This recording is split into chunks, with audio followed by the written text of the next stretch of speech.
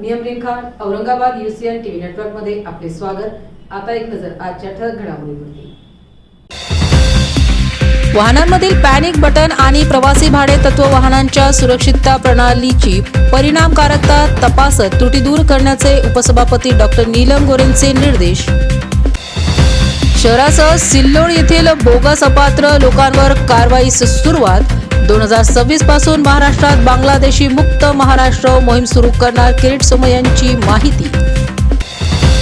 श्रीरामनगर विठ्ठल चौक येथे लोकनेते स्वर्गीय गोपीनाथ मुंडे जयंती निमित्त भव्य कीर्तन कार्यक्रमासह रक्तदान व आरोग्य तपासणी शिबिराचे आयोजन।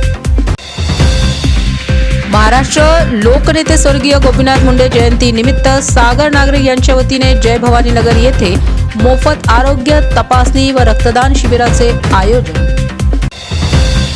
भाजप पक्ष कार्यालयात लोकनेते स्वर्गीय गोपीनाथ मुंडे जयंती निमित्त अभिवादन कार्यक्रम संपन्न। भाजप शिवसेनेत कुठलाही वाद नसून दोन्ही पक्षात फोडाफोडीचे राजकारण होणार नसल्याचे भुमरेंनी केले स्पष्ट। चिकलठाणा मोतीवाला कॉलनी स्थानिक निवासी व काँग्रेसच्या पदाधिकाऱ्यांमार्फत मनपा आयुक्तांना देण्यात आले निवेदन। महाराष्ट्र राज्य दिव्यांग वित्त व विकास महामंडळाच्या योजनांमध्ये मनपा कर्मचाऱ्यांच्या बोगस जामीनदार प्रमाणपत्र देत प्रशासनाच्या फसवणुकीचे वाढले प्रमाण। दिव्यांग दिनाचे औचित्य साधत दिव्यांग बांधवांच्या प्रोत्साहन व आत्मविश्वास वृद्धीकरिता दिव्यांग कर्मचारी सन्मान सोहळा व कार्यशाळेचे भव्य आयोजन।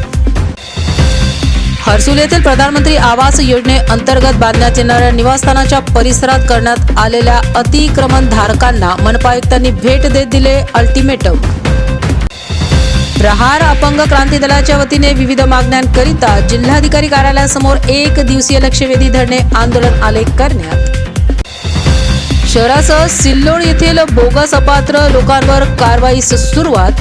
2026 पासून महाराष्ट्रात बांगलादेशी मुक्त महाराष्ट्र मोहीम सुरू करणार किरीट सोमय्या यांची माहिती।